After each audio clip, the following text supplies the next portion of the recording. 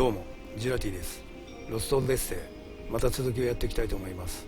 今回はパート69、ボス戦を改めてやっていきたいと思います。対するはカカナ将軍率いる部隊。前回は途中ですいませんでした。裏でやり込みました。自分なりにはね。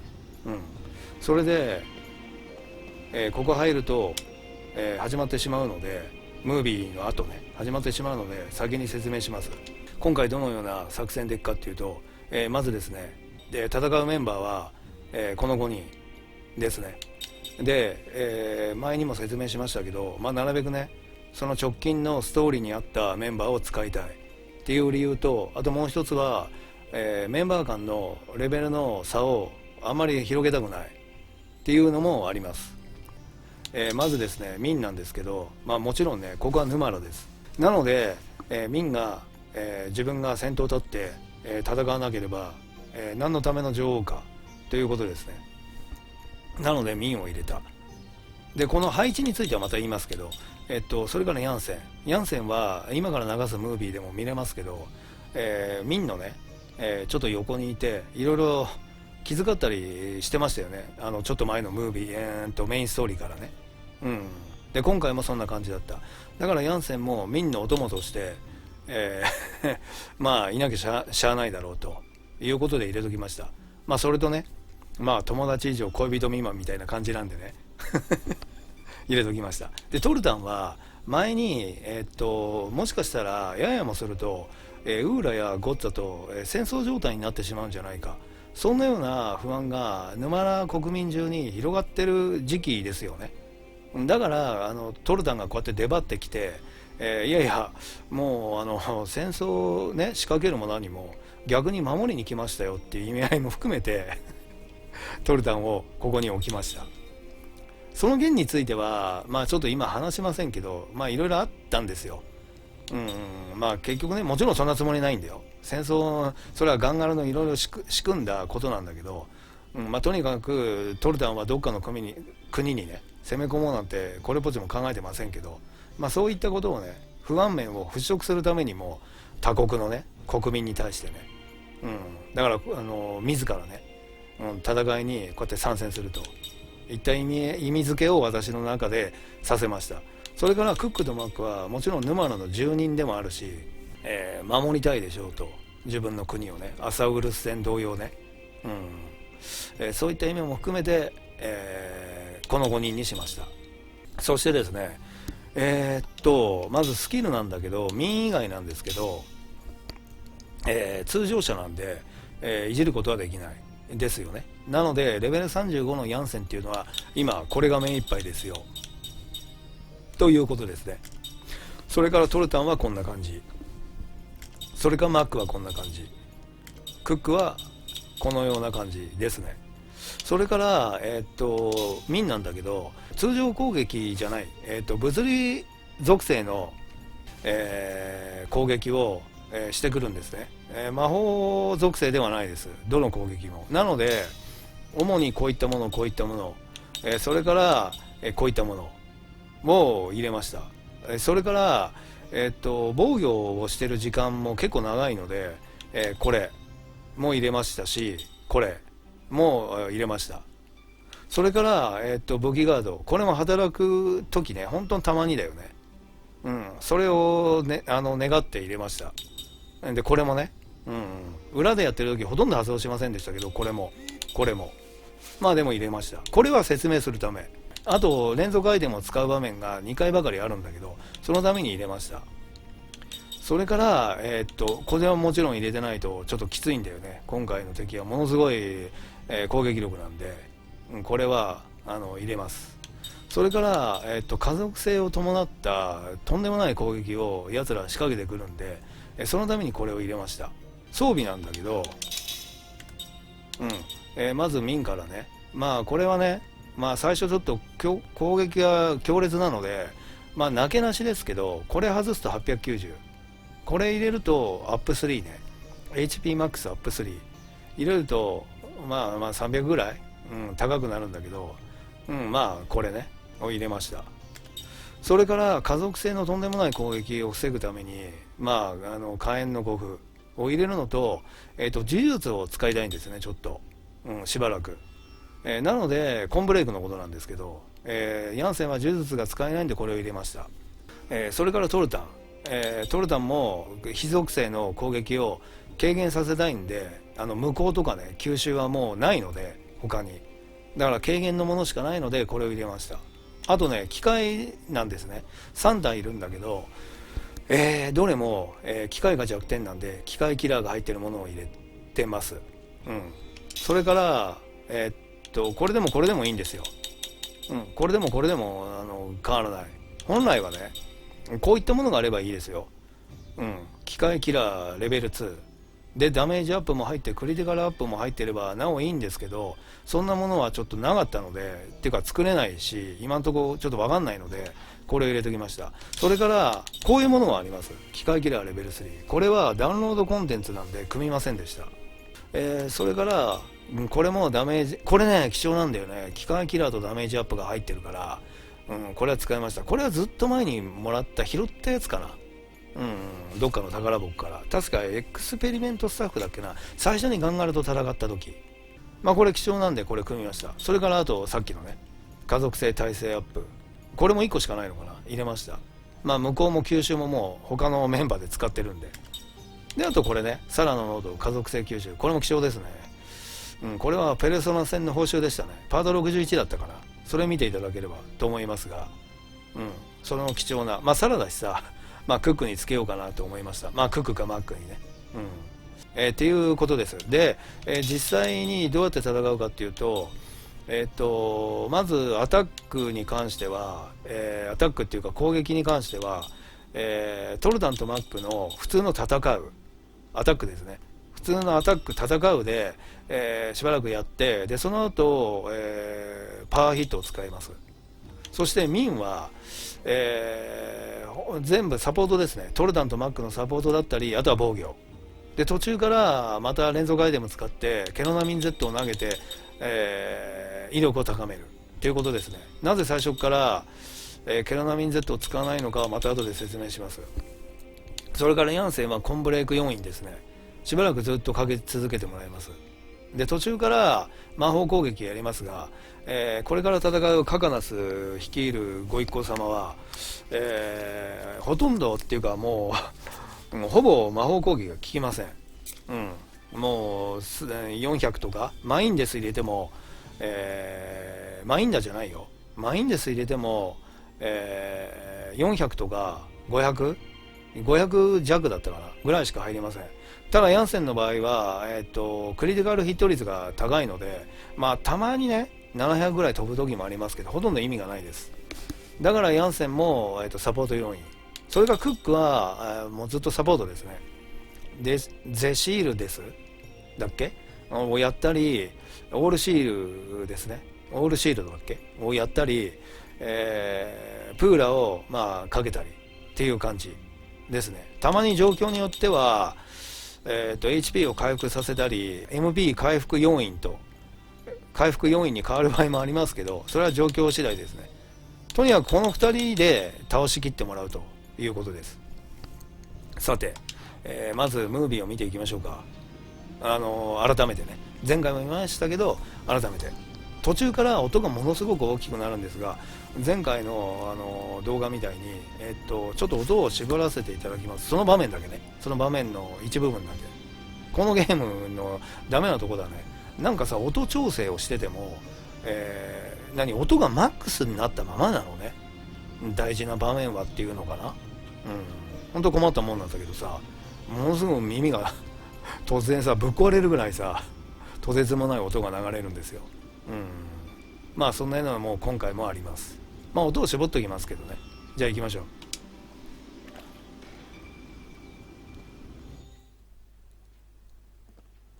ほらね、こうやってヤンセンもいるしさ、ミンの隣にぴったりだからヤンセンもツルツル岩石じゃん。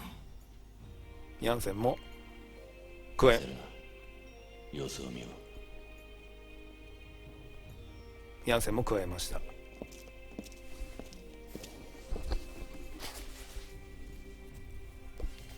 お帰りなさいませ女王陛下。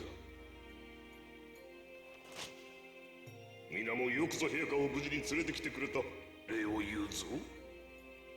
どうなってんだ？どうも信用できないね。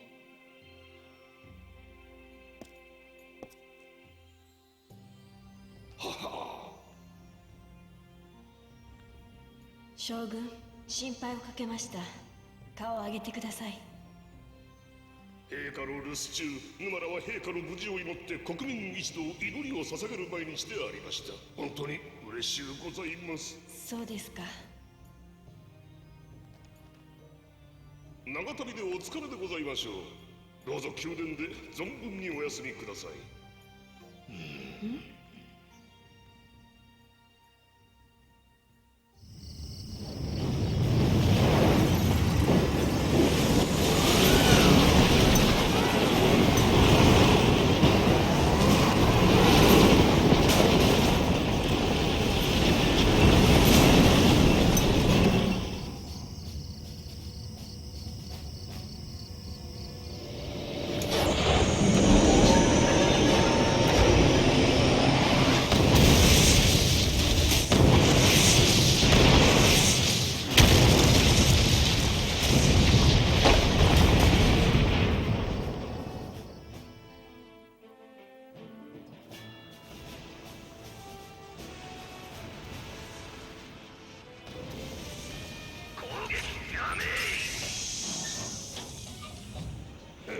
お飾り嬢、のこのこと帰ってきよって腹立たしいことこの上ないわ。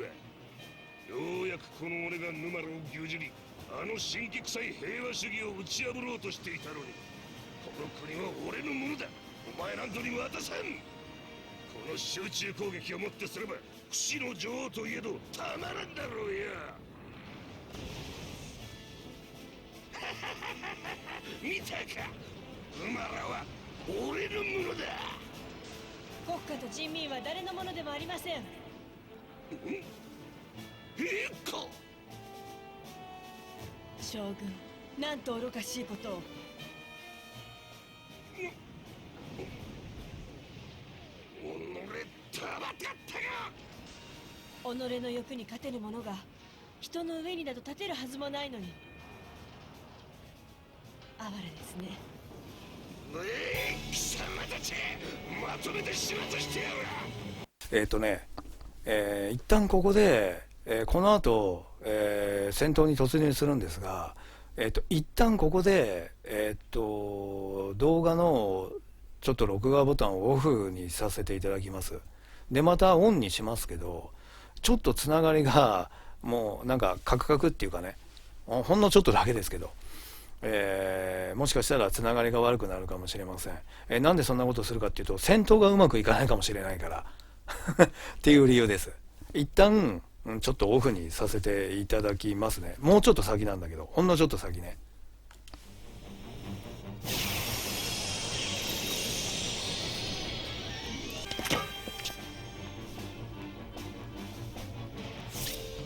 はい、始まりました。ちょっとね、ほんの1秒ぐらいもしかして飛んじゃってるかもしれないんですけど、先ほどのそのまま続きですね。まずね、こう3体いるわけですよ。前回も見ましたけど、でここにカガナスが乗ってんでしょうね。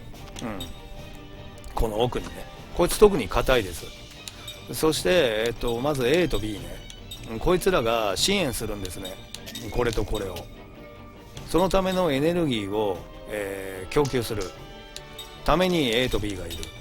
そしてこいつらの強力な攻撃が飛んでくる。そしてそのエネルギー源っていうのは我々の MP です。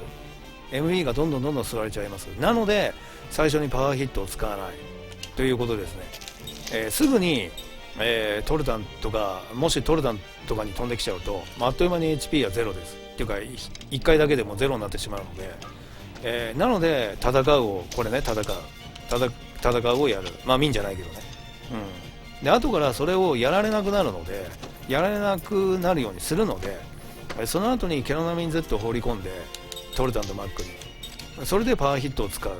ただその時に MP が減ってれば、それまでにその時までに回復させてあげなければならないということにはなりますが、そしてですね、こいつらの特徴はですね、その家族性のとんでもない全体攻撃もそうなんですけど、この重戦車が突進してくるんですね。まあ他のこの雑魚 AB も突進してくるんですけど、桁が違うんですよ。こいつらがまずドカーンって飛んできた時に、突進してきた時に GC がもう今民1人なんでゼロになってしまいます。ゼロになってしまうんですよ。でその後にこの非属性の全体攻撃がドカンと飛んで来たりするっていうね、そういう特徴を持った戦い方をするこのボス戦なんですよ。ちょっとその逆だったりしてラッキーな時もあるんだけど、まあ、基本的には怖いのは重戦車でドカンって GC を削られた後にゼロになってしまいますから、たった一撃で。それから、このカノン砲なり、まあ、こいつらもカノン砲みたいの使うんだけど、このカノン砲が飛んできてもう何の対策も打ってないと、全員一発死です。一撃で死んでしまうので、即死してしまうので、そういったような特徴を持ったやつらですね。とにかく GC をゼロにされてしまいます。特にね GC 消滅の云々っていうそういうなんていうのかな、特性を持った攻撃なんですよ。こういうねパーティーに GC 値減少の効果、こういうのをやってくるんですよ。だからダメージを防ぐとするでしょ、攻撃吸収とか働いてなんですけど GC だけは削られてしまいます。なのでさっきの回避とか回避アップっていうスキルだったり、ボギガードがたまにですけど働くと GC も HP も減らずに済むんですけど、まあ、ほとんどないですねこいつらの場合は。だから攻撃吸収とかで攻撃を防いでも、GC だけは持ってかれてしまいます。で GC が減った状態でドカンドカンドカンドカン来るといったことですね。そしてあっという間に死んでしまうということですね。まあちょっと大まかに言ってしまうとね。さてじゃあどうやってやっていくかというと、まず、強化を早速します。トルタンとマックに。ごめんなさい。でね、倒す順番は、まあ、その家族性の、非属性の全体攻撃も、とてつもなく怖いんですけど、まあ、対策はしてあるんで、そんな怖くはないです。まあ、さっさと倒さないと、怖いは怖いんですけど、なので、こういったやつらからやってってもいいんですけど、ちょっとこいつは HP あるし、まずね、私の戦略ではこいつからやります。その後これは都心攻撃のエネルギーを供給するための要因なんですけど、この A はね、こいつを潰せばこの B は意味ないので、供給できなくなるので、なのでまずこいつを倒す。まあ本当はねこれとこれを先に倒した方がいいんですけど、ちょっとこれ最後にします。こいつはね前衛にしかね都心攻撃絶対にやってきません。前衛のみなんで、前衛の民でなんとかなるので、まずこれ、それからこれ、それからこれ、それから最後にこいつを倒します。そういう作戦でいきます。まあいろんな作戦があると思うんですけど、多分成功法はね A からじゃない B から倒し、そして A、 そしてまあこのどっちか倒すっていうのが成功法なのかもしれない。だから非属性の全体攻撃を防げる手段があまり持ち合わせていないプレイヤーにとっては多分 B から倒した方がいいと思う。多分ね、まあこいつの突進攻撃もとてつもないんだけどさ、まあっていう感じかな。まあどっちもどっちですね。まあでも全体攻撃はとにかく怖いから、まあ B から倒した方がいいかもしれません。でも1番2番3番4番で倒していこうかな。そのための準備をまあしていくということですね。そしてマック、まだケロナミン Z は使わない、パワーヒットも使わない、 MP がゼロになってしまう可能性があるので、それから早速コンブレイクでまずこっちを下げます。それから、戦うを可能法、戦うを可能法、コンブレイクがかかってない状態で戦うことになるのであんまりダメージは入りませんけど、まあいいです。それから、ゼシールデスをかけます。本当はヤンセンにかければ、ワンターン目でゼシールデスがかかるんですよ。これで栄翔補助をやればね、ヤンセンにね。でもちょっといろいろあって、いいです。このターンは無駄になってしまいますけど、2ターン目からなんでね、ゼシールデスは。まあでもいいです。これでいきましょう。さて動画回ってる時だとなかなかパーフェクトが出せないんだな、緊張して。はい。よし。よし OK、まあ、もちろんこれじゃ倒せないけどね。よし OK、 よし OK、 よし OK、 1300前後っていうかと1400前後ぐらいね、前後っていうか1400ちょぼちょぼね。これね来たな。あ、非属性の攻撃だったな先に。あ、これザコの方の非属性であんまり威力が入らないです。あ、来たな。あ、これはまだラッキーだったな。突進攻撃の後じゃないから、これが強烈です。今なんてことないですけど、今2000ぐらい食られましたね、ミンね。まあ吸収があるから平気だけど、でこれなんですよ。これでゼロになります GC が。ほらね、あ、今ちょうどほら攻撃吸収働いたでしょ。ダメージは入らなかったけど GC が入ってしまう、そういう特徴です。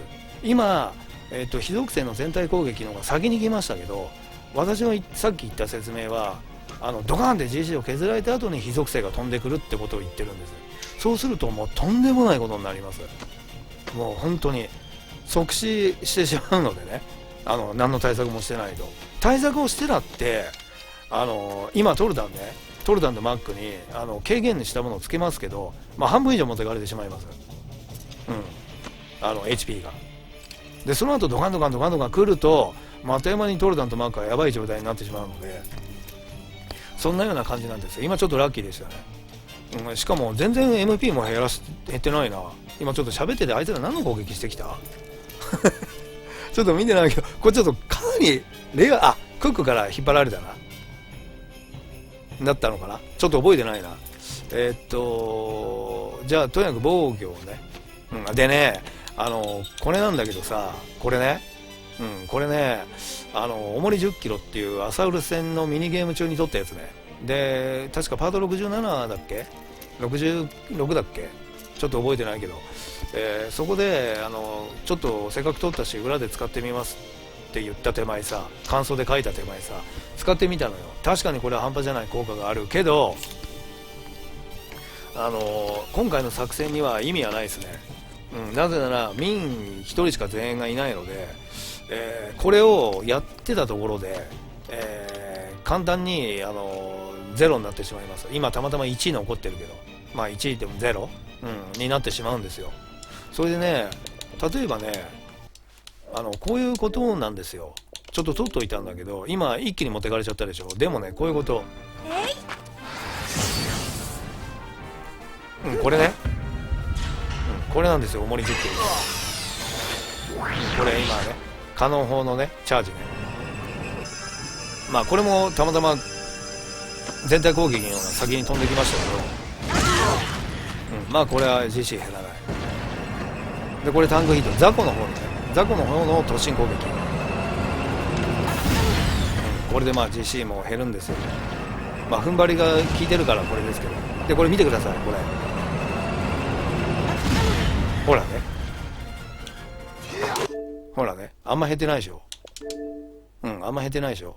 まあ確かにね、いいんだよ、いいんだけど、次に結局ゼロにされちゃうんで意味ないんだよな。だから速攻倒せればいいよ、今この1ターン目に。突進攻撃をやってくるやつ、奥のやつをね、倒せればいいけど、そうでもないので、すぐにゼロになってしまうっていうことですね。だから、この重り10キロ踏ん張り、これを発揮するのはもうちょっと前衛を厚くした時ですね。 GC を厚くした時、例えば3人いるとか、セス、なんだセス、カイム、例えばまあトルタンとか、まあそういう GC を厚めにしといた時に、まあ、威力を発揮するんでしょう。だからそれが発揮できるような戦いがもしあればね、その時に説明しますよ。いつの動画になるか分かんないけど、今回の戦略ではちょっと意味がなかったということですね。まああんな風に、まあ危機はしますってことです。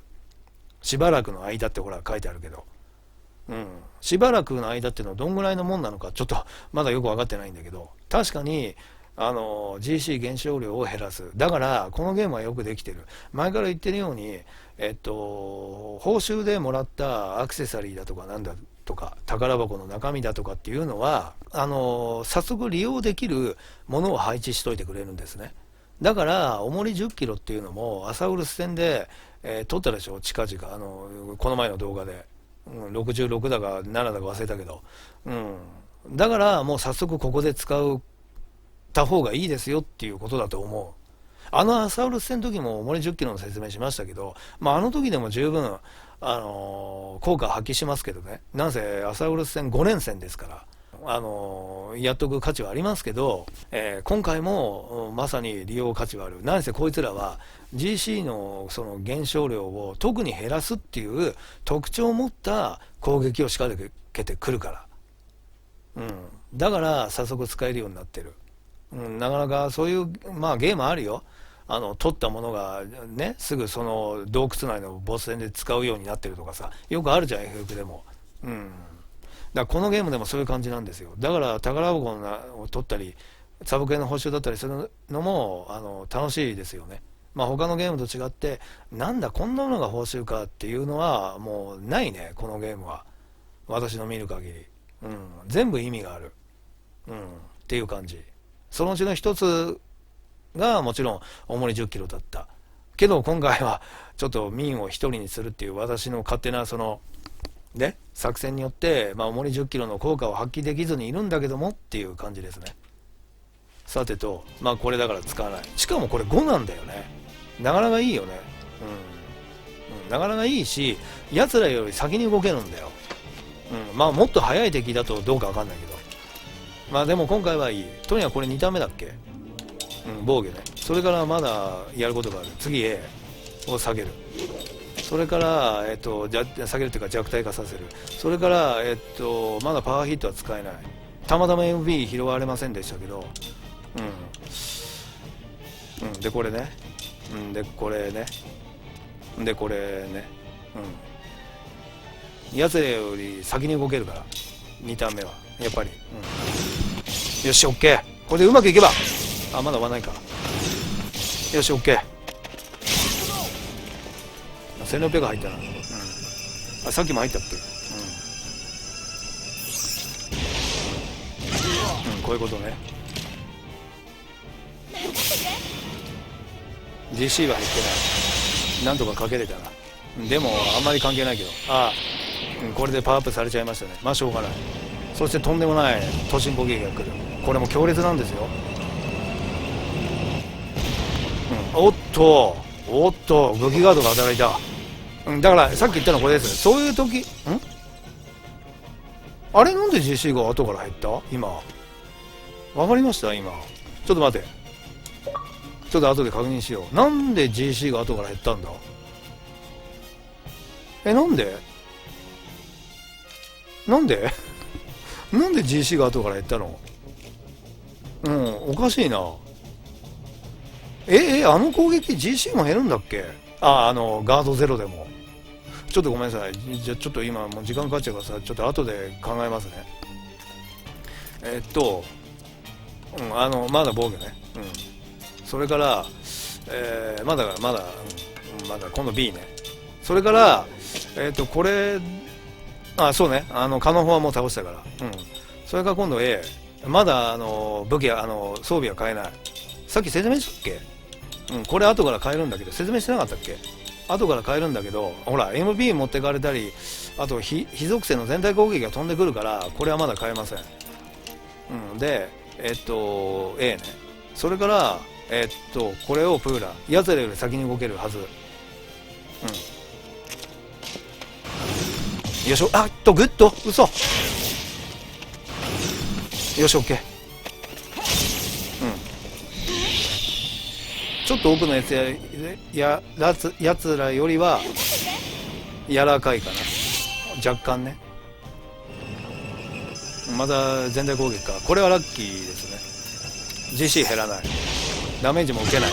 トルタンとマックは受けるけど、これね。もうカノン砲は飛んでこないから。よし、これでどうだ。おっとこれはプーラだね。プーラで今塞いだ。まずいな。ヤンセンの MB 持ってかれてるか。トルダン持ってかれなかったのはいいけど。でまだやることある。今度重戦車。それからこれでやっと倒せるはず。一応マックやっとこうかな。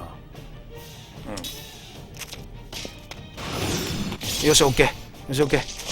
緊張してるとさ外しちゃうから。今危なかったな。おっとクリティカルが入った。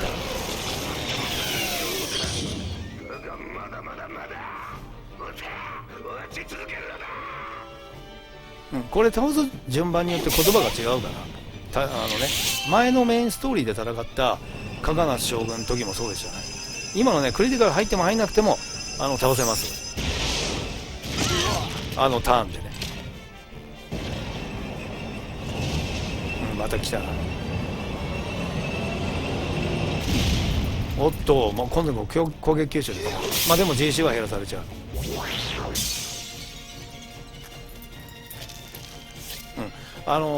さっき言ったと思うんだけど、このねザコはバックにも突進攻撃をしてきます。そしてこいつはさっきも言ったように絶対に前衛しか飛んできません。突進攻撃はね。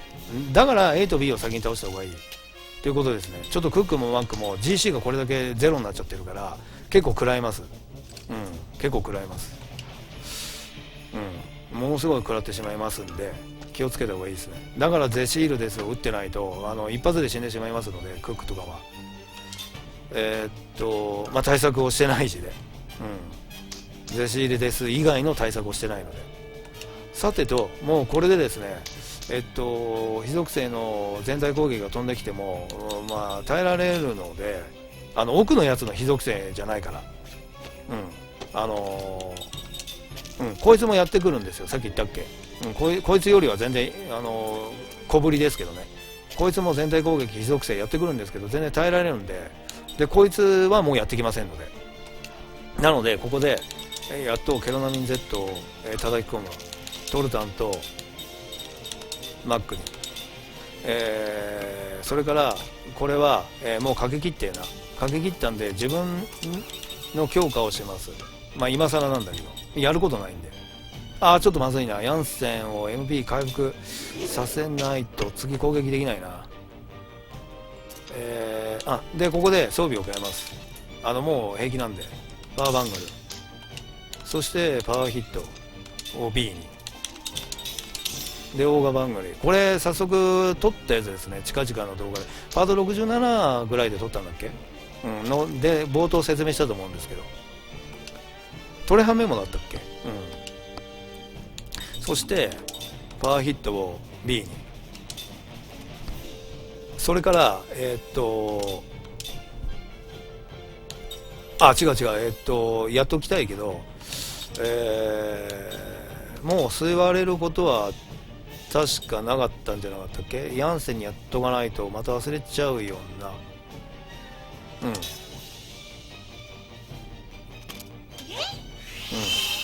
まあ戦うよりは気分が楽、自分で操作しないからね。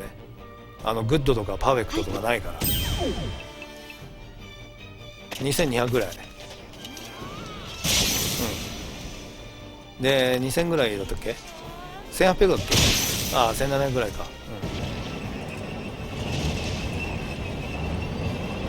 これ相変わらず飛んでくるね。おっとこれ武器ガードだね。GC ゼロになったか。あれだ、防御してないから分かんないのか。構えの極意だっけ入れてるから GC がちょっと復活するようになってるんですけどね。そのスキル食ってるから、こうしてなかったもんねさっきね、防御にね。だから今下手かどうか分かんないや。もともとゼロだったからね。でもやることないからこれとじゃあ攻撃ね。フォーラが効くと思う。機械だから属性は何もないんでここら辺やっても意味ないっていうか、どれでもいいんですけどね、この4つだったら。それよりフォーラのが確か効いたからこれで490ぐらいだったかな。もう 800？ まあいいんだけど、これとまあ全部これでいいか。どうせ誰か倒したらこっちに今度対象が向くからね。待てよ、一刻も早く倒したいな。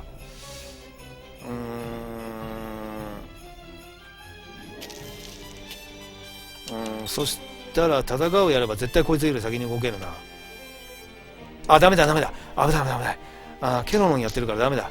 ケノンやってるから戦うはダメだ。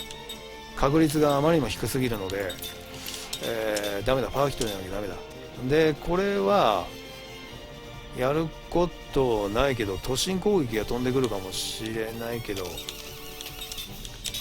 まあ試しにやってみようか。裏ではほとんどやらなかったけど、2、300しか入らないです。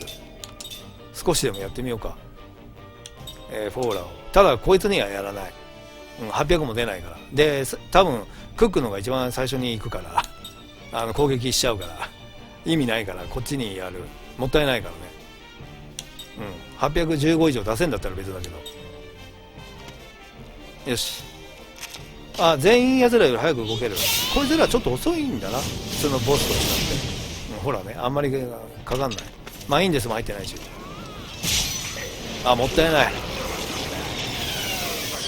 平和主義者に代わって俺がこの国を強くしてやろうというのに、だがまだ終わらぬ。俺がとどめを刺してやる。これやっぱり倒す順番によってちょっと言葉違いますね。ちょっと今のトルタンもったいなかったな。トルタンをこっちにしてほしかった。まさかマックより早く動けるとはな。オッケー。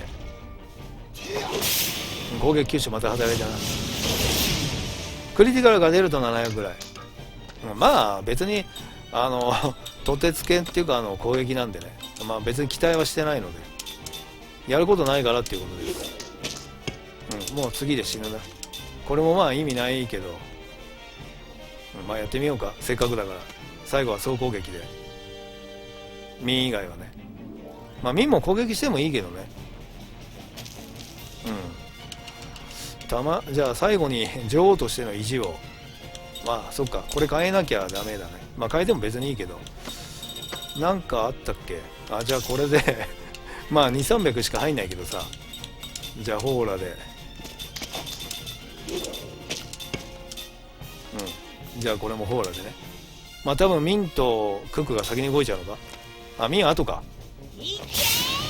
やっぱりクックねまあね。トルタンなんで早いんだ、クックより。マックより。よし、これで終わったな。よし、オッケー。よし、オッケー。女王、そいつらと世界を見てきたんじゃないのか。平和主義だけでは世界に越すどころか屈する日も近いのだ。ええ、世界を見て悟りました。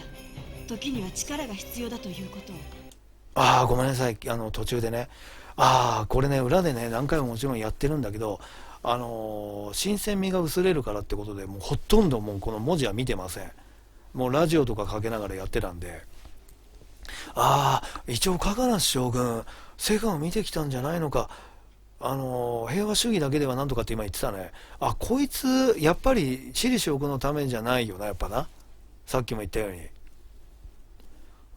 だからガンガラとは違うんだよ。別にヌマラは俺のものだとかって最初言ってたけど、戦い始まるとき。それはガンガラとかの意味合いと違って、やっぱりカガナスなりのね、ヌマラのことを思ってっていうことなんですよね。だから自分がトップ頭になれば、まあもうちょっと軍国主義でさ、どっから攻め込まれても屈することがないようにすることができるって、まあ信じ込んでるんでしょうけど、そういうことね。なるほどね。まあ逆にミンは、まあ、力が逆に必要だっていうことも学んだと、まあ今言ってましたね。まあ一つはっきりしたな。まあガンガラはもう本当にこの世界を我が物にしようとしてるわけじゃん。私利私欲のために。もうまさに。まあとんでもないやつなんだけどね。ですが将軍、あなたの求める力は己のための力。それゆえに弱いのです。己っていうかね、国のためを思ってだけどさ、これね SP 今マックの言葉どんな問題だったかな。何種類かあるね。僕強くなったかなとか、まあいいやごめんなさい、かぶっちゃって。SP2 倍ゴールド2倍が働いてるから26と2万っていうことですね。とりあえずじゃあ終了させましょう。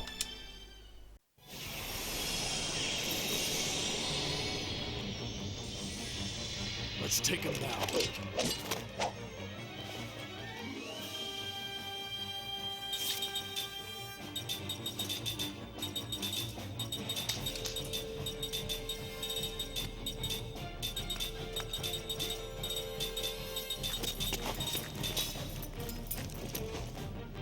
Okay. Okay.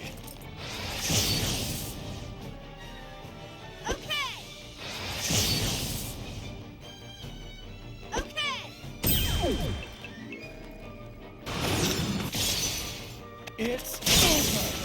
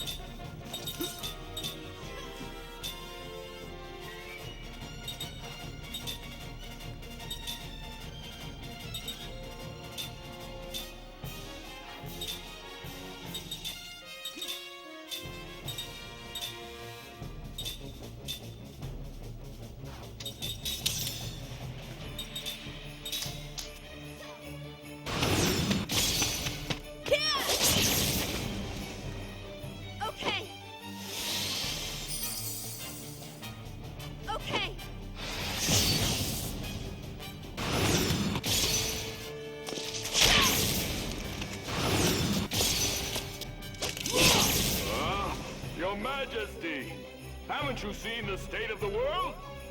With pacifism as our only policy, we will never be perceived as equal to other nations. In truth, the day is coming soon when we will be forced to capitulate. Yes, I realized after seeing the world that sometimes power is needed. But General, the power you seek is power only for yourself. That is why it is weak.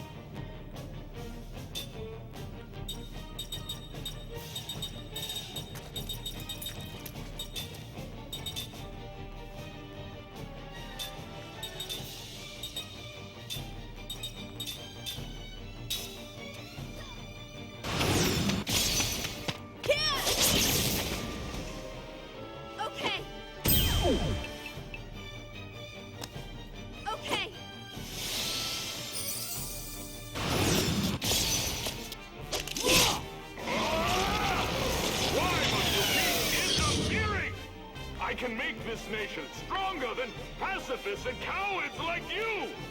I am not finished yet! I will destroy you!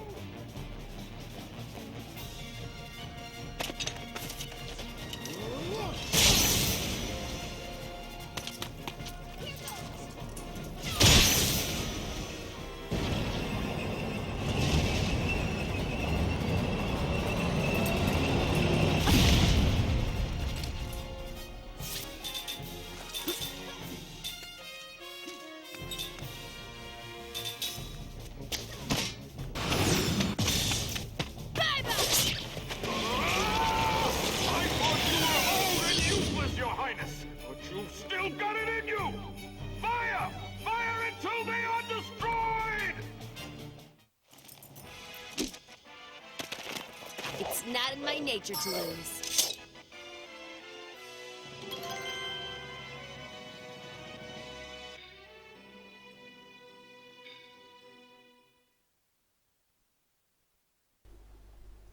もちろんこの後は見てない。スキップしてたんで。女王陛下、誰？初めて見る面だな。マーヤ。マーヤ？ご無事で。マーヤって？あ、なんかお付きの人たちがいたんだ。カナスの目論見みに気づかぬ私がいけなかったのです。はあなたたちのせいではありません。すべて私の甘さから起こったことです。あ、まあ以前はね。私がカカナスの言葉通りただの飾りになってしまい、はいはい付け入る隙を与えてしまったのですから、これは私の責任です。自分を責めるな。そうだぜ。あいつは勝手に盛り上がってただけじゃねえか。でも彼もまたガンガラの計りごとの犠牲者だったとも言えますわ。そうですね。ああ、優しすぎだぜ。陛下、この方たちは？ああ、そうでした。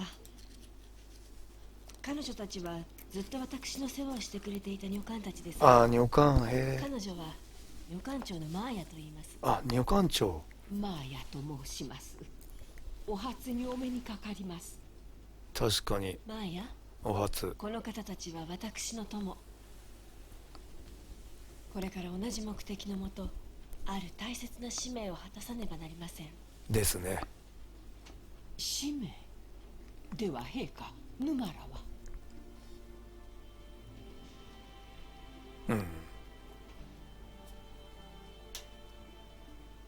どうすんのかな。留守にするってことでしょ。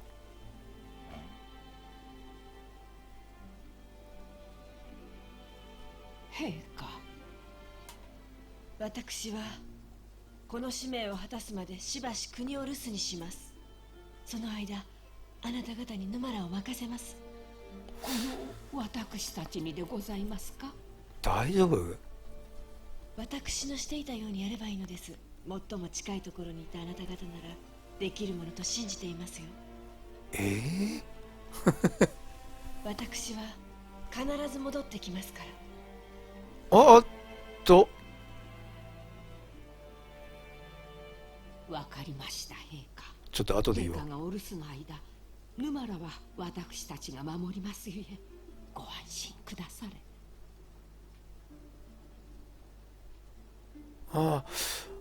今のカット割りはさ、アップの不死者の、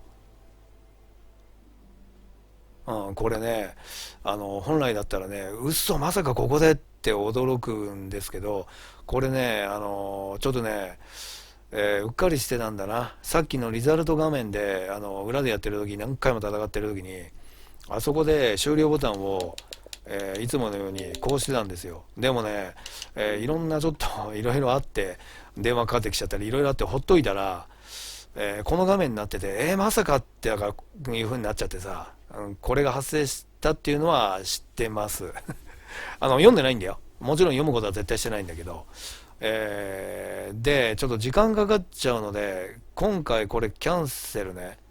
本来はこれ見た方がいいんだろうけど、次回読みます絶対に。まあ一旦キャンセルね。女王陛下の孤独か。今までのお飾りだった時のことをなんか言うのかな。ホワイトボアを使ってはどうでしょう。ホワイトボアを？船ならノーチラスがあるじゃねえか。この先の流氷域を突破するには船体で氷を砕きながら進まなければなりません。ホワイトボアなら氷を砕くことができます。そんなとこに行くの？確かにノーチラスじゃ氷相手には力不足だな。今度ばかりはこっちの分が悪いな。すみません。でもノーチラスには他に真似できない高い機動性があるではありませんか。またお世話になる時が来ます。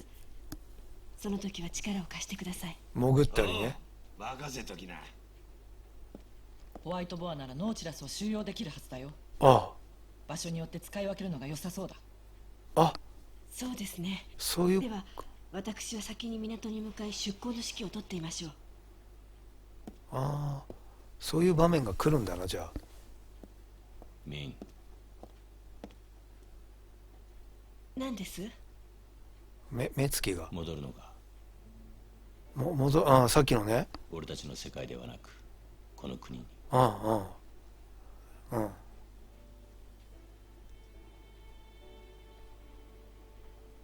あああ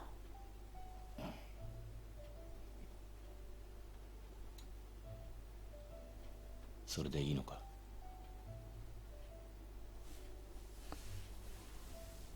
1000年は長いぞ。この世界に大切なものがたくさんできたのです。お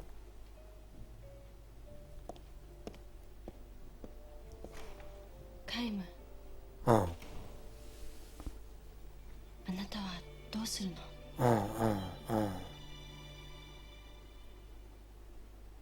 あ、宮殿の沼原宮殿花の間、ここは初めてのところかな。ああ、なるほどね。ちょっとまあいいや、こう話しかけるのもいいや。ちょっと今回ここまでにしときたいと思うんですけど、さっき言いたかったことはさ、戻るみたいなこと言ってたでしょ、さっき。不死者のなんかアップのカット割りみたいなのが入った時。そういう覚悟を決めたんだなって思った。やっぱそうだったんだ。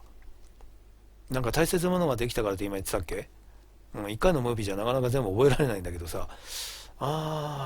私前のメインストーリーで、前ってだいぶ前の話ね、言ったと思うんですけど、要するにさ、この5人ってさ、ガンガラはね、こいつらにやられて死んじまうんだろうけど、いずれね、とにかく不死者4人さ、一体どうするのかなっていうことを言ったと思うんですよ。この一件が片付いた後、要するにガンガラを倒すっていうの、した後。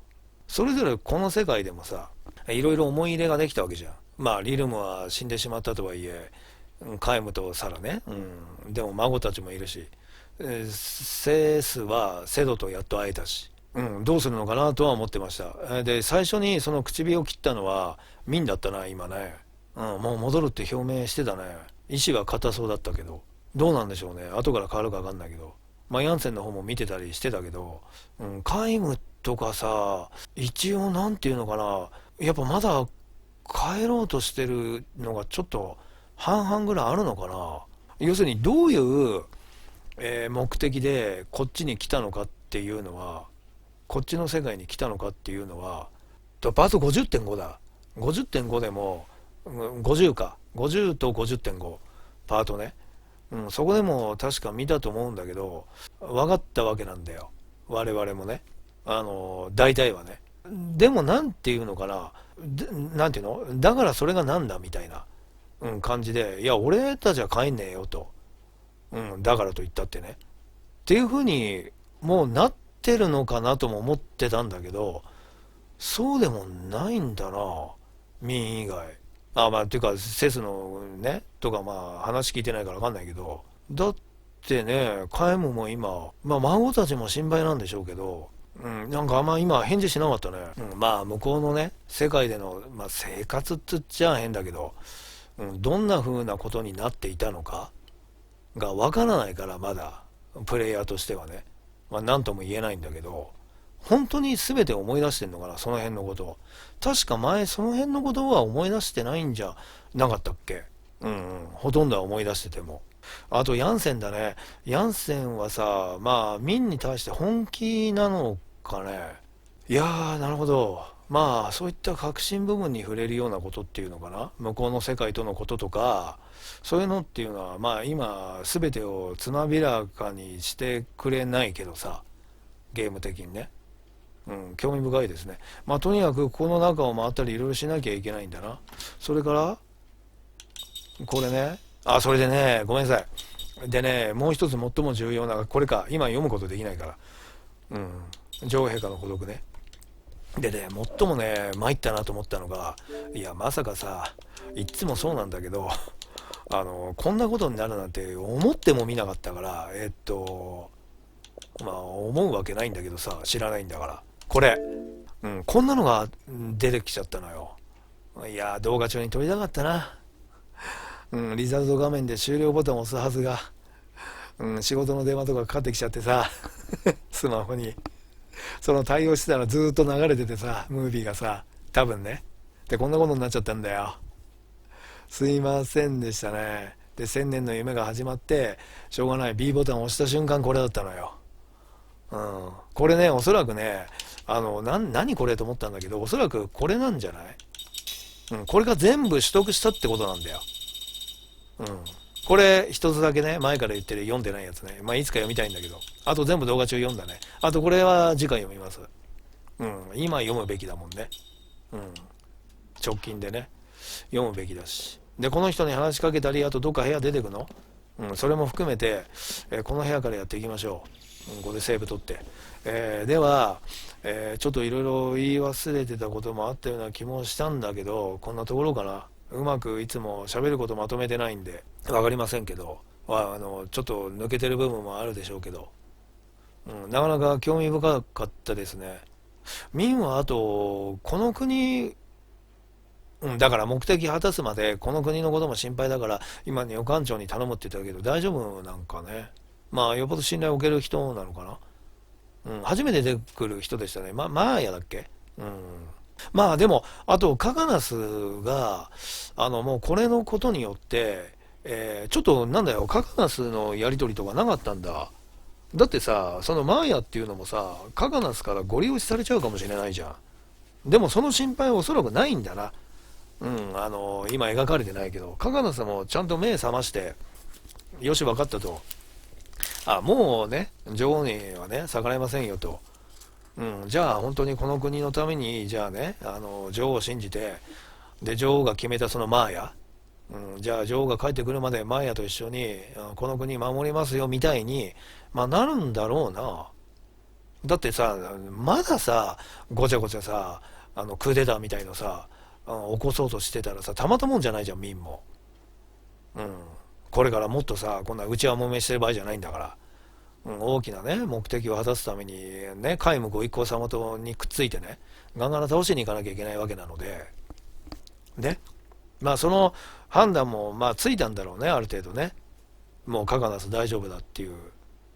そういった意味でも、やっぱりあいつはさ、そんなね、一応ちゃんと話せば分からず屋でもなかったっていうことなのかな。ちょっと早期に失したっていう部分はあるけど、そんなところでしょうか、今回感じたことは。では今回もちょっと長くなってしまい申し訳ございませんでした。では今回もご視聴いただきありがとうございました。次回の動画でまたお会いしましょう。ジェラティでした。